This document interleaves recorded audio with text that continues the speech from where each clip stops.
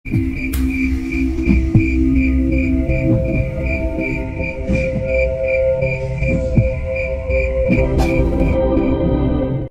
itu pecah di ruang tengah rumah megah 2 lantai milik Bram Hartono, seorang pengusaha putra Kalimantan yang sukses, yang dikenal dingin dan tegas. Nadia, putrinya satu-satunya, bersimpuh di hadapannya. Gadis berusia 22 tahun itu mengenakan dress pesta berwarna hitam yang masih berkilau oleh sisa-sisa semprotan parfum mahal. "Ayah, maaf." Nadia janji gak akan ngulangin lagi. Tangan Nadia meremas-remas ujung rok. Air matanya membanjiri pipi. Bram berdiri tegak, wajahnya keras. Sorot matanya seperti baja dingin. "Kau pikir ini cuma soal pesta dan klub malam, Nadia? Kau pikir semua bisa diselesaikan dengan minta maaf?" Nadia tidak bisa menjawab. Semalam ia tertangkap basah pulang dini hari dalam keadaan mabuk, dengan mobil sport yang nyaris menabrak gerbang rumah. Sudah kesekian kalinya. Kali ini Bram tak bisa menoleransi harga dirinya sebagai orang tua diinjak-injak. "Mulai besok kau akan tinggal di kampung. Kamu halaman ayah di pedalaman Kalimantan. Di sana ada saudara-saudaramu yang masih hidup, yang nyaris kau lupakan sendiri." Mata Nadia membelalak. Ia terangkat dari posisinya, setengah berteriak, "Ayah serius?" "Lebih dari serius." Bram menghembuskan nafas panjang, tapi masih dengan nada dingin. "Ini hukuman bukan untuk membuatmu nyaman, tapi untuk menyadarkanmu, hidup bukan soal hanya pesta dan lampu malam." Nadia memalingkan wajah. Hatinya memberontak. Ia tahu ayahnya keras, tapi tak pernah menyangka akan dikirim ke tempat yang tak pernah ia pijak seumur hidupnya. Kampung ibunya, kampung yang hanya ia dengar lewat cerita samar, tempat yang selalu disebut-sebut Bram sebagai rumah asal, tapi tak pernah mau ia datangi. "Ayah tahu sendiri, aku gak pernah cocok sama tempat-tempat pedalaman seperti itu ya," ucap Nadia setengah memohon. "Kau akan belajar cocok atau tidak, dan itu urusanmu sendiri. Tiket sudah kupesan. Nenekmu, Juriah, sudah diberi kabar. Kopermu akan dikemas sore ini." Bram berbalik meninggalkan Nadia yang terduduk lunglai. Malam itu Nadia mengurung diri di kamar. Tangisannya tertahan. Di luar, suara gemericik air dari taman buatan tak mampu menenangkan pikirannya. Ia merasa dihukum terlalu berat. Kalimantan, kampung, sinyal pun barangkali tak ada. Pagi harinya, langit Jakarta tampak muram. Awan menggumpal, seperti mewakili perasaan Nadia yang mendung. Bram mengantarnya ke bandara tanpa banyak bicara. Tidak ada pelukan, tidak ada kalimat perpisahan. Hanya sebuah tas ransel hitam, 1 koper besar, dan tiket menuju sebuah kota kecil di Kalimantan Tengah. Perjalanan berjam-jam itu seperti siksaan batin. Dari pesawat, berlanjut ke mobil jemputan tua yang dikirim dari kampung. Sopirnya lelaki berwajah keras, tak banyak bicara. Sepanjang jalan, hutan-hutan lebat mengapit sisi kiri dan kanan jalan yang sepi. Asap tipis sesekali mengepul dari pondok-pondok kayu yang terlewat. "Desanya jauh di dalam, Non. Harus sabar. Jalanan nanti mulai rusak, tapi Ibu Juriah sudah nunggu," ujar sopir itu.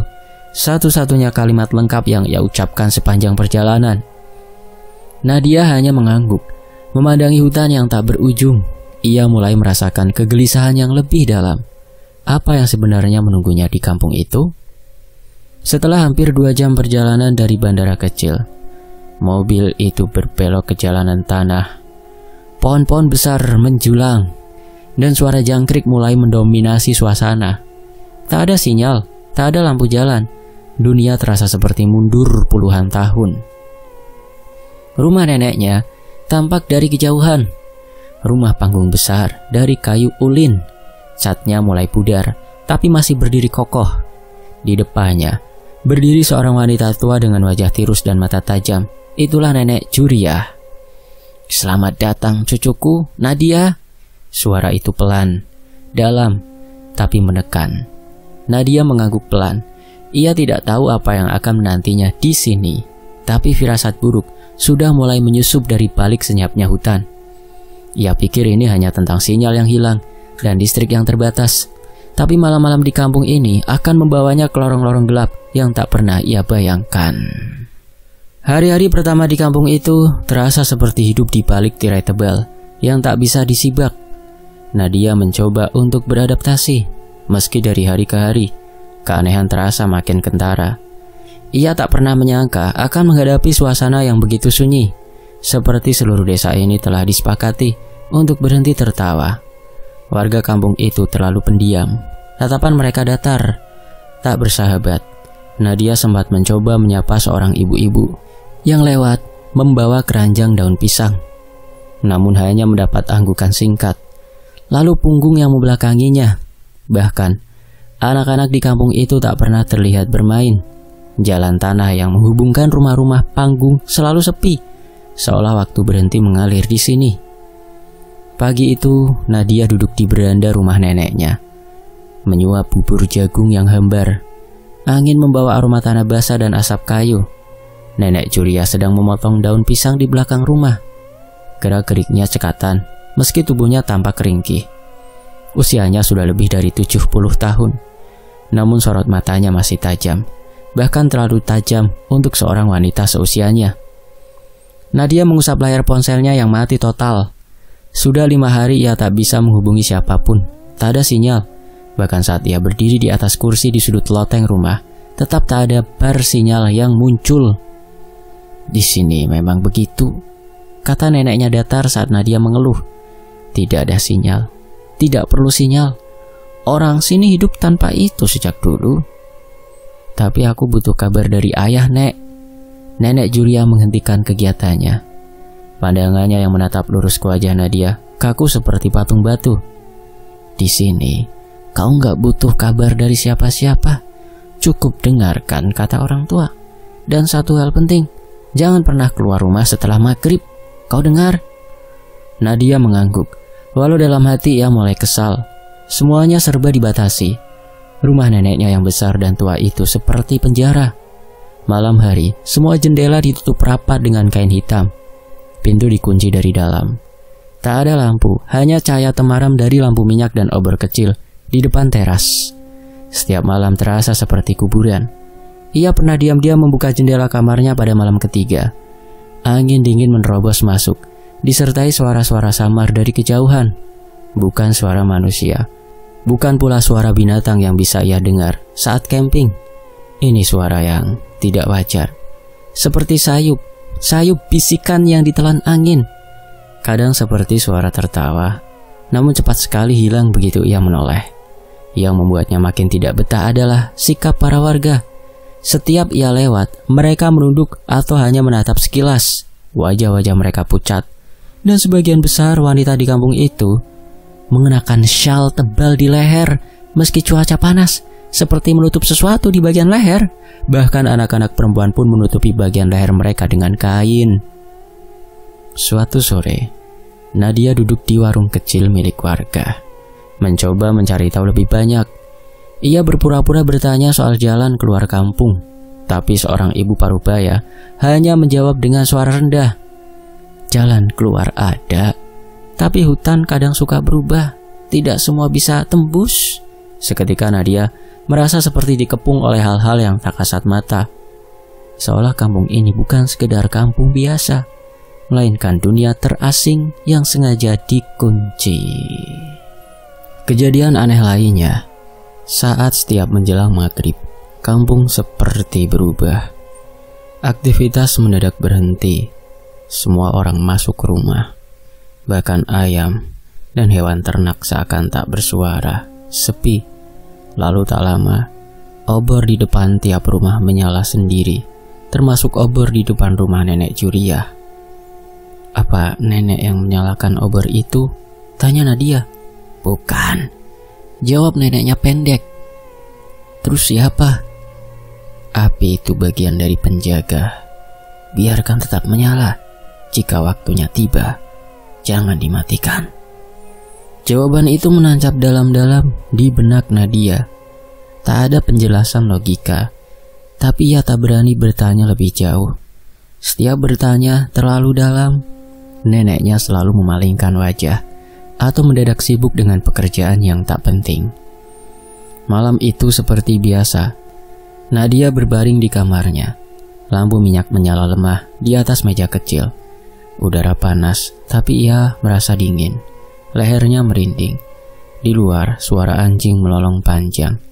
Kali ini lebih panjang dari biasanya. Suara lolongan itu seperti tangisan. Ia memejamkan mata, berharap pagi segera datang. Namun di dalam hatinya, sesuai mulai tumbuh kecurigaan, ketakutan, dan firasat bahwa kampung ini menyimpan sesuatu yang tak seharusnya ia ketahui. Dan malam-malam di kampung ini belum menunjukkan wajah aslinya.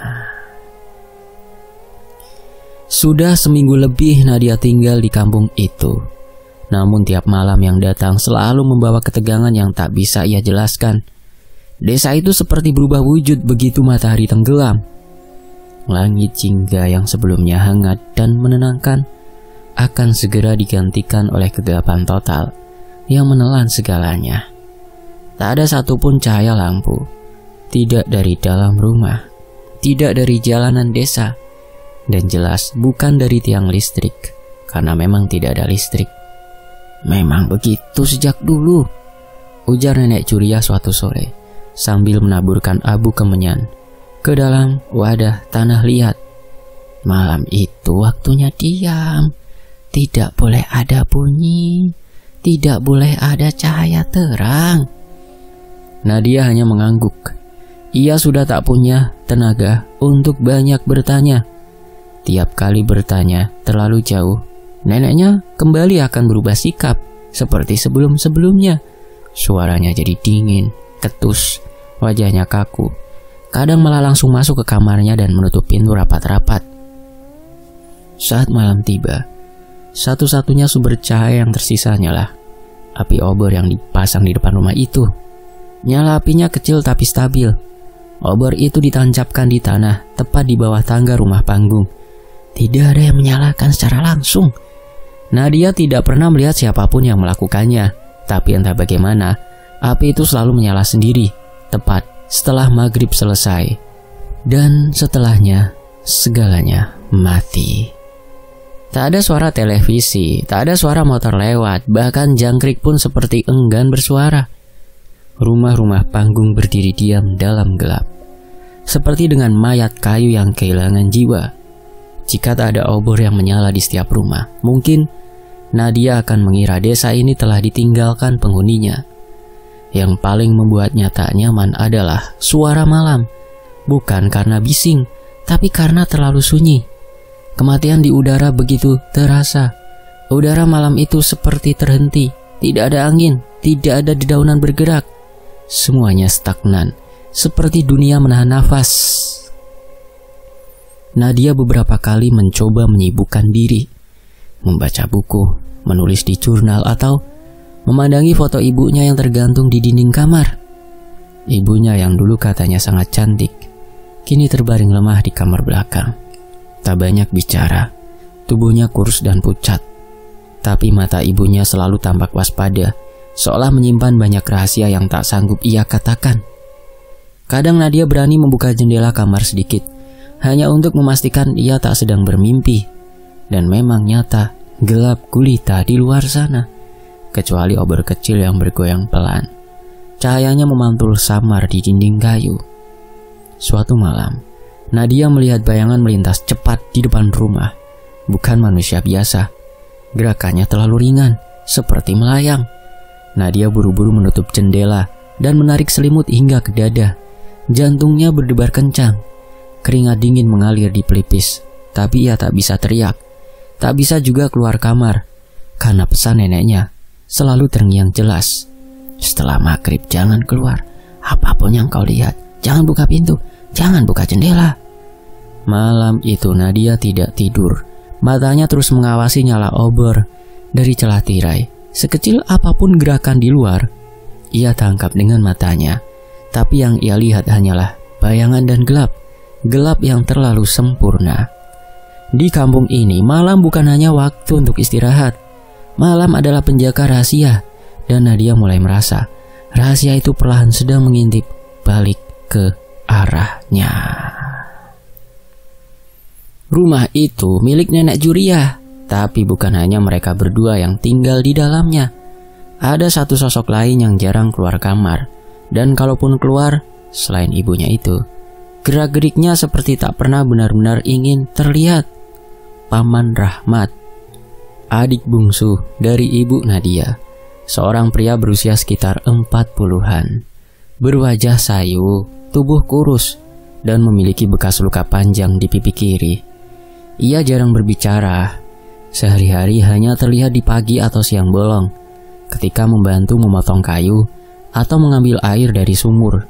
Namun begitu sore menjelang, Paman Rahmat akan kembali ke kamarnya di ujung rumah panjang itu, dan tak terdengar suara apapun darinya sampai pagi. Nadia pernah sekali menyapa ketika paman itu duduk di depan tungku, tapi hanya dijawab dengan anggukan kecil dan tatapan kosong, seperti orang yang pikirannya terperangkap di suatu tempat yang tak bisa disentuh. Rumah itu sendiri terlalu besar untuk dihuni hanya 4 orang. Panjang bertingkat dengan banyak kamar yang pintunya selalu ditutup rapat. Dindingnya dari kayu tua yang mengeluarkan bunyi berderit tiap kali diinjak. Nadia mulai hafal suara lantai kayu yang melenguh pelan setiap kali ada yang lewat. Bahkan jika hanya seekor kucing yang melintas. Namun yang tak bisa ia pahami adalah suara-suara lain yang datang setiap malam. Suara-suara yang bukan berasal dari dalam rumah. Lolongan anjing selalu muncul setelah tengah malam. Tapi anehnya, tak ada yang memelihara anjing di desa itu. Nadia sudah bertanya ke beberapa warga, tapi mereka hanya menggeleng cepat dan menunduk, enggan melanjutkan pembicaraan. Bahkan nenek Juria hanya menjawab singkat, "Jangan pedulikan suara malam, itu bukan urusanmu." Selain lolongan, kadang terdengar suara berdesis, pelan tapi terasa dekat, seperti sesuatu merayap di bawah lantai kayu. Lalu diikuti suara sayap tipis yang mengepak cepat, tapi hanya sebentar, sekali dua kali, lalu hilang seolah masuk ke dalam tanah. Nadia pernah menyangka itu hanya imajinasinya, tapi saat tengah malam, ia terbangun karena keringat dingin. Suara itu muncul lagi, lolongan panjang yang menyayat telinga, disusul oleh bunyi berat yang jatuh di atap seng. Bukan ranting, bukan pula burung, tapi sesuatu yang lebih besar dan berat. Ia memberanikan diri melongok dari celah jendela, namun tak melihat apa-apa selain bayangan kabur yang menggeser ujung atap. Sesuatu yang bergerak atau mungkin mengawasinya. Keesokan paginya, Nadia mencoba mengobrol dengan Paman Rahmat saat ia sedang memotong batang bambu di belakang rumah. "Semalam terdengar suara dari atap ya, Paman?" Paman Rahmat menghentikan gerakannya. Tangannya mengepal kuat, tapi ia tak menoleh. Suaranya parau saat menjawab, "Kalau malam, jangan dilihat, jangan didengar, jangan dibicarakan." Nadia menggigit bibirnya. "Tapi kalau itu berbahaya?" "Lebih berbahaya kalau kau tahu terlalu banyak," potong Paman Rahmat cepat sebelum kembali membelah bambu dengan parang besar. Jawaban itu menampar batin Nadia. Ia tahu ada sesuatu yang disembunyikan, bukan hanya oleh warga, tapi juga oleh keluarganya sendiri. Dan suara-suara itu seolah menjadi isyarat bahwa ia belum benar-benar tahu di mana dirinya tinggal. Rumah itu, kampung itu, malam-malam itu, semua menyimpan sesuatu yang belum memperlihatkan wajahnya. Setiap pagi, desa itu seperti hidup kembali. Berbeda dengan malam yang sepi dan gelap seperti kuburan. Pagi menghadirkan nuansa yang hampir menipu. Burung-burung terdengar berkicau, suara alat dapur berdenting dari balik jendela rumah-rumah panggung, dan langkah kaki warga mulai terdengar menyusuri jalan tanah yang membelah desa. Nadia duduk di teras sambil menyeruput teh hangat dari cangkir seng. Sinar matahari mengintip malu-malu di sela pepohonan, memantulkan warna keemasan di daun pisang dan ilalang. Semuanya terlihat normal, nyaris terlalu normal. Namun ada satu hal yang membuat Nadia merasa tidak nyaman. Para wanita di desa ini, setiap pagi mereka akan berjalan melewati rumah. Kadang membawa keranjang, kadang hanya berdiri mengobrol di bawah pohon nangka.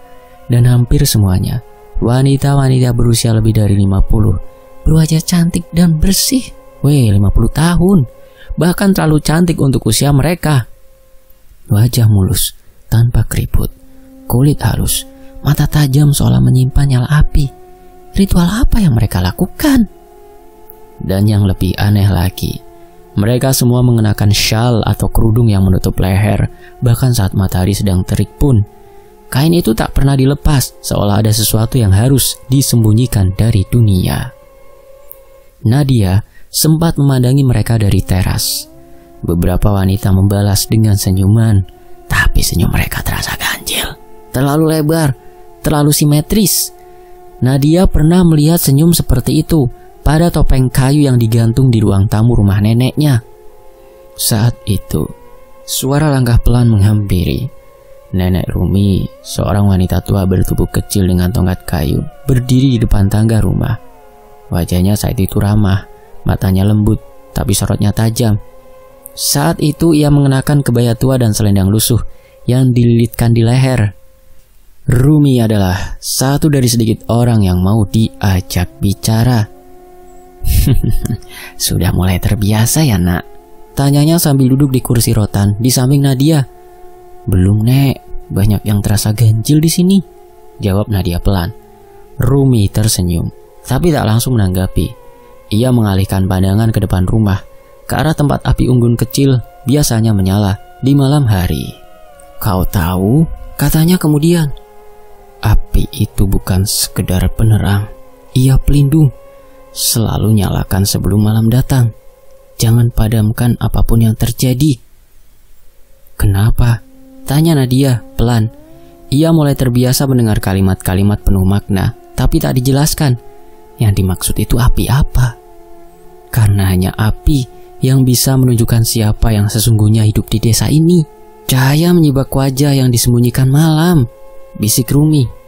Nadia menelan ludah. Ia merasa kalimat itu bukan hanya peringatan biasa. Api yang dimaksud bukan api secara fisik, tapi secara hakikat. Tapi sebelum sempat ia bertanya lebih jauh, Rumi berdiri. Dan satu hal lagi, Nadia, katanya sambil menepuk pundaknya pelan. Kalau kau lihat wanita yang terlalu cantik di usia yang terlalu tua, jangan hanya kagum, bertanyalah dalam hati.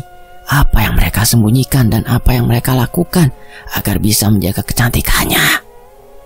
Nadia terpaku. Kata-kata Rumi bergema lama di kepalanya. Pagi yang semula terasa damai, kini berubah jadi sunyi yang mencurigakan. Ia mulai menyadari bahwa yang ia lihat bukanlah wajah desa, melainkan topeng yang dipasang rapi saat siang. Dan semua senyum itu, syal itu, gerak-gerik mereka seolah-olah menyampaikan satu pesan. Jangan lihat terlalu dekat dan jangan urusi urusan mereka. Dan pagi yang semula terasa ringan perlahan menampakkan bayangan malam yang belum benar-benar pergi. Hari berikutnya, pagi-pagi, Nadia meminta izin kepada Nek Juriah untuk pergi ke desa sebelah untuk menumpang kebutuhan daya listrik untuk charger HP-nya. Siangnya, setelah baterai cukup, ia pulang kembali ke rumah Nek Juriah. Sementara itu, beberapa malam Nadia gelisah. Hatinya diliputi rasa ingin tahu yang terus mendesak. Peringatan Nenek Juriah dan nasihat lembut dari Nenek Rumi justru membuat malam-malamnya semakin mencekam, menjadi gelisah, bukan menenangkan. Suara-suara yang ia dengar, gerakan di atas atap, dan wajah-wajah cantik bersyal yang menyapa dengan senyum palsu, semuanya berkumpul jadi satu di benaknya, menyesakkan dan memancing nalurinya untuk mencari jawaban. Malam itu, Nadia duduk di tepi ranjang dengan ponsel di genggaman. Meski sinyal tak pernah muncul, fungsi kamera masih bisa digunakan. Dan tadi pagi, Nadia sempat mencarger HP itu di desa sebelah yang ada listriknya. Ia mematikan lampu kamarnya, menyisakan sedikit celah jendela yang sudah retak kayunya Angin malam berembus perlahan, membawa aroma tanah basah dan anjir yang samar. Dengan tangan sedikit gemetar, Nadia membuka kamera dan menekan tombol rekam. Ia tak tahu pasti yang ia harapkan. Mungkin sekadar ingin membuktikan pada dirinya bahwa semua suara dan bayangan itu hanya ilusi, imajinasi dan rasa takut. Tapi jauh di dalam hati, ia merasa malam ini akan berbeda.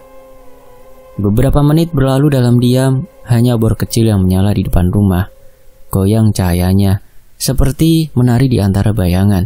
Suasana benar-benar sunyi. Nadia hampir mematikan rekaman ketika tiba-tiba dari kejauhan terdengar suara mendesing, lalu diikuti dengan lolongan. Tidak seperti lolongan anjing di malam-malam sebelumnya. Ini lebih seperti jeritan panjang yang menyayat telinga, tinggi dan melengking. Nadia menahan nafas. Tangannya menggenggam ponsel lebih erat. Kamera masih merekam dari celah jendela yang sempit. Dan saat itulah ia melihatnya. Sebuah bayangan melesat dari kejauhan, bergerak cepat, berputar di udara seperti burung besar. Namun bukan burung. Ketika mendekat, Nadia membekap mulutnya dengan tangan, matanya membelalak, tak percaya dengan apa yang ditangkap kameranya. Itu adalah kepala manusia. Rambut panjang menjuntai liar, mata terbuka lebar menyala merah samar, dan dari leher yang terputus menjulur usus dan organ-organ dalam yang menggantung seperti benang busuk. Darah menetes dari setiap ruas daging yang terbuka, dan suara melengking itu keluar dari makhluk mengerikan itu. Nadia nyaris menjatuhkan ponselnya. Tubuhnya gemetar, keringat dingin mengalir di punggung. Ia ingin menjerit, tapi tak ada suara keluar dari mulutnya. Makhluk itu melayang tepat di depan rumahnya, lalu berhenti di dekat obor. Ia berputar sekali, lalu melesat ke atas atap rumah tetangga dan lenyap ke dalam kegelapan. Beberapa detik berlalu, hanya suara nafas Nadia yang tersengal di dalam kamar. Dengan tangan gemetar, ia melihat layar ponsel. Rekamannya masih berjalan. Ia menekan berhenti. Saat itu pula, pintu kamarnya diketuk keras dari luar. 3 kali pelan, tapi cukup untuk membuat jantungnya serasa berhenti berdetak. Nadia, suara nenek Curiah, berat dan lambat. Sudah malam, tidurlah. Ingat, jangan buka jendela. Nadia mematung. Suara neneknya berbeda malam ini. Tidak seperti biasanya. Ada sesuatu yang asing di dalam nada suaranya. Seperti suara yang meniru milik neneknya, tapi tanpa kehangatan. Ia mematikan ponselnya dan perlahan menjauh dari jendela. Lalu merapat ke sudut ranjang, menyelimutkan tubuhnya sampai kepala. Ia tak menjawab. Ia tak berani bicara. Hanya satu hal yang kini pasti di pikirannya. Apa yang selama ini disembunyikan di desa ini bukan dongeng. Dan Nadia baru saja melihatnya dengan mata kepala sendiri. Keesokan paginya, suasana desa berbeda. Tak secerah biasanya. Tak ada sapaan hangat dari para perempuan bersyal yang biasa berlalu lalang. Udara terasa berat, seperti menyimpan sesuatu yang tidak semestinya diketahui. Nadia menyusuri jalan tanah menuju sumur di belakang rumah. Namun langkahnya terhenti ketika mendengar bisikan pelan dari 2 ibu-ibu yang tengah berdiri di dekat pohon aren. Suara mereka nyaris tak terdengar, tapi cukup jelas untuk menangkap satu kalimat. Dia hilang, cuma meninggalkan bekas bercak darah. Nadia berdiri mematung, lalu pura-pura memutar balik. Jantungnya berdetak tak beraturan. Rasa penasaran kembali membuncah. Ia kembali ke rumah dan menemukan Nenek Rumi tengah menyapu halaman depan dengan sapu lidi. Kali ini wajah Nenek Rumi tampak lebih serius dari biasanya. Nek, sapa Nadia hati-hati. Tadi aku dengar ada warga yang hilang. Nenek Rumi menghentikan gerakannya. Ia menatap Nadia lama sebelum menjawab. Jangan ikut campur urusan yang bukan bagianmu. Tapi aku lihat sendiri kemarin malam, Nek. Aku lihat sesuatu, gumam Nadia dengan suara menurun. Wajah Rumi mengeras. Ia menarik nafas panjang, lalu menunjuk bangku kayu di bawah pohon mangga. Duduk. Nadia menurut. Mereka duduk bersebelahan. Hening sesaat. Angin bertiup pelan, membawa suara dedaunan kering bergesekan di tanah. Namanya Bu Salma, kata Rumi akhirnya. Sudah 2 hari tidak pulang ke rumah. Suaminya bilang terakhir dilihat masuk ke hutan. Katanya cari daun herbal. Tapi pagi tadi warga cuma temukan bekas darah di rerumputan dekat batang ulin. Tak ada jejak kakinya kembali ke desa. Nadia menelan ludah. Kenapa tidak dicari lebih jauh, Nek? Siapa yang mau masuk hutan itu kalau malam? Rumi memandang tajam. Tak semua yang menghilang bisa ditemukan, apalagi kalau sudah ditandai. Ditandai? Ulang Nadia lirih. Apa maksudnya, Nek? Rumi menatapnya lama. Lalu matanya bergeser ke arah obor kecil di depan rumah. Kalau kau tahu siapa yang hidup di desa ini, kau juga akan tahu siapa yang lapar tiap malam mencari mangsa. Kata-kata itu membuat Nadia merinding. Ia ingat jelas rekaman di ponselnya. Kepala terbang itu, apakah itu yang mengambil Bu Salma?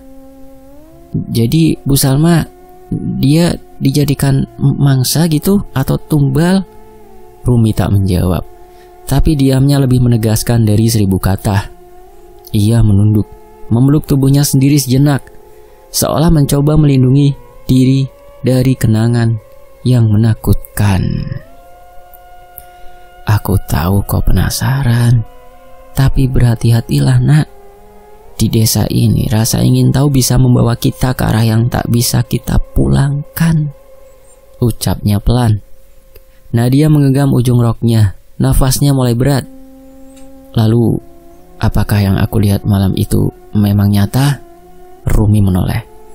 Itu bukan pertama kali kepala melayang di atas desa ini, dan sepertinya bukan yang terakhir. Keduanya diam, hanya suara serangga hutan yang mengisi udara. Matahari sudah mulai tinggi, tapi cahaya hari tak mampu mengusir bayangan ketakutan di hati Nadia. Ia tahu, misteri yang menyelimuti desa ini lebih dalam dari yang ia bayangkan, dan kini setelah melihat sendiri dan mendengar langsung dari mulut orang yang paling dipercayainya, ia tak bisa mundur. Ia harus tahu lebih banyak. Namun satu hal yang belum ia pahami, kenapa dirinya belum dijadikan korban, dan kenapa neneknya sendiri belum mengatakan apa-apa.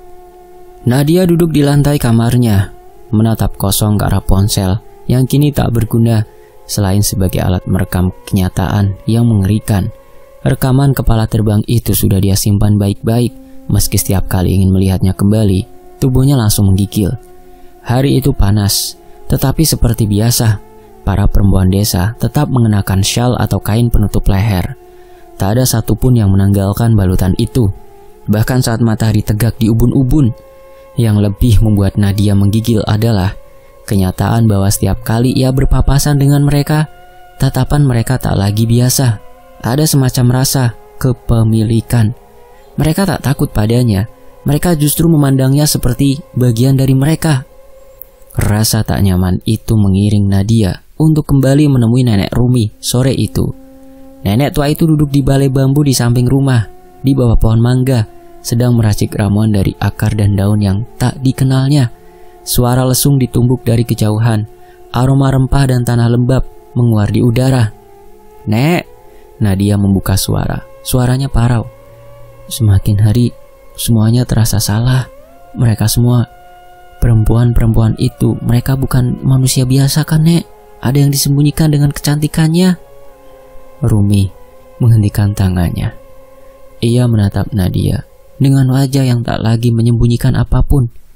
Kau sudah tahu jawabannya akhirnya, setelah sudah beberapa lama di sini. Jadi itu benar, Nek? Suara Nadia meninggi. Mereka semua kuyang. Bukan semua. Rumi membetulkan duduknya. Tapi sebagian besar, iya. Dan mereka tidak menyakitimu karena kau sudah ditandai. Ditandai? Nadia bergidik. Rumi mengangguk. Minyak merah. Pernah kau merasa lehermu panas saat bangun tidur? Nadia terdiam. Ia ingat malam-malam awal tinggal di desa ini. Ada satu malam ketika ia merasa seperti dibakar dari dalam. Lehernya gatal, kulitnya panas. Tapi ia tak menemukan apapun saat bercermin. Itu bukan mimpi, nak. Minyak itu peninggalan keluarga, hanya diberikan pada mereka yang akan menjadi penerus. Hah? Penerus? Kata itu menggema di telinganya seperti jeritan. Nadia menatap Rumi dengan tatapan ngeri. Siapa yang memberikannya padaku? Siapa yang memutuskan aku harus jadi penerus? Rumi tak menjawab, tapi pandangan matanya bergerak pelan ke foto tua di dinding. Bram, ayah Nadia saat muda. Nadia ikut menatap dan hatinya langsung mencelos. Ayahku? Iya, Bram tak pernah bisa lari dari darahnya sendiri. Ia sudah ditakdirkan sebagai anak dari Curiya, perempuan yang menguasai ilmu kuyang. Ia menolak meneruskan menjadi kuyang Soya yang bertujuan untuk kejantanan, kekuatan, dan untuk kekayaan. Ayahmu ingin menyerahkannya kepada ibumu, tapi ibumu tak sanggup. Dia hanya tergeletak di atas tempat tidurnya yang hanya diurus oleh pamanmu saja, kan? Dan sekarang kau tak bisa menolak untuk meneruskan. Jadi ia serahkan semuanya padamu. Itulah hukuman sebenarnya. Dunia Nadia runtuh saat itu juga. Ia bukan dikirim ke desa untuk dihukum. Ia dikirim untuk diwarisi. Ia bukan tamu. Ia tumbal yang disiapkan oleh darah dagingnya sendiri. Sore itu langit menggantung kelabu. Awan menggumpal berat di atas atap-atap rumah kayu yang memanjang seperti barisan saksi bisu akan kejahatan turun-temurun. Desa itu yang dulu terasa asing, kini menjadi jebakan sunyi yang semakin menelan seluruh kewarasan Nadia. Ia tahu waktunya tak banyak. Sudah waktunya kau pergi dari sini, nak, kata nenek Rumi lirih saat mereka duduk di belakang rumah dekat sumur tua yang nyaris tertutup lumut. Nadia menatap mata keriput itu yang kini tak lagi menghindar atau menyembunyikan apapun. Ada keteguhan dalam sorot matanya dan juga ketakutan. Tapi bagaimana caranya, Nek? Aku tidak bisa lari begitu saja. Mereka semua mengawasiku. Kau tidak akan sendiri, jawab Rumi. Tapi untuk itu aku harus melakukan sesuatu yang mungkin akan jadi pengorbanan terakhirku. Nadia menggeleng cepat. Tidak, aku tidak mau nenek kenapa-kenapa. Kita bisa cari cara lain, Nek. Tidak ada cara lain, Rumi memotong lembut. Mereka tidak akan membiarkanmu pergi. Tapi jika mereka sibuk dengan satu mangsa, kau akan bisa lolos, nak. Malam itu langit tidak menurunkan hujan seperti yang dijanjikan awan. Sebaliknya, hawa panas menyelimuti udara. Sunyi kembali menyergap dengan lolongan dari jauh yang terasa seperti aba-aba untuk memulai malam jagal. Nek Rumi berdiri di tengah pekarangan. Tubuhnya dibalut kain lusuh. Api obor di tangan kirinya menyala terang. Sementara di tangan kanan ia memegang kendi kecil berisi minyak merah. Pergilah lewat jalur belakang, melalui jalan tikus di dekat batu besar, bisiknya pada Nadia yang sudah membawa tas kecil dan ponsel mati dalam genggamannya. Begitu kau melihat pohon beringin dua kembar, teruslah ke barat sampai kau tembus ke jalan besar. Nadia menahan tangis, tapi ia tahu jika malam ini ia bertahan, ia tak akan lagi punya kesempatan. Lalu terdengar suara dari arah hutan. 1, 2, 3 bayangan melayang cepat di atas pepohonan. Kepala rambut panjang terurai, jeritan mengerikan bersahutan. Mereka datang. Rumi menancapkan obor ke tanah dan menumpahkan isi kendi ke tubuhnya. Minyak itu menimbulkan bau yang sangat khas dan mengundang para kuyang itu. Dan tiba-tiba api menjalar cepat, membakar tubuh renta itu dalam kobaran merah menyala. Tapi dari api itulah muncul cahaya terang, mengalihkan seluruh perhatian para kuyang yang terbang mendekat. Nadia menatap ngeri, tapi ia tak boleh menoleh terlalu lama. Ia harus lari, menembus semak dan ilalang, menerobos gelap, menahan tangis dan gemetar di kakinya. Di belakangnya, suara jeritan dan pekik kesakitan saling bersahutan. Pertarungan yang tidak bisa ia lihat, tapi bisa ia rasakan, antara satu jiwa tua yang melawan barisan kegelapan demi dirinya. Nadia terus berlari. Ia tidak tahu apakah Nek Rumi masih hidup, tapi ia tahu satu hal, ia telah diselamatkan. Nadia berhasil lolos ke kota terdekat, dan ia berusaha sendiri untuk melanjutkan hidup dan menerima semua kenyataan bahwa keluarganya sudah menganut ilmu hitam kuyang. yang ternyata sudah turun-temurun dan pada masa ini masih dipegang oleh neneknya, Nenek Juria. Demikianlah sebuah kisah hiburan misteri. Semoga bisa terhibur ya, dan bisa mengambil hikmah dari kisah ini. Fakta Sejarah pamit. Wassalamualaikum warahmatullahi wabarakatuh. Sampai jumpa di kisah lainnya. Terima kasih untuk penulisnya, Kak Jasmine. Dan terima kasih buat teman-teman yang sudah menyimak kisah ini di sini, di Fakta Sejarah. Tetap di Fakta Sejarah. Alhamdulillah. Wassalamualaikum.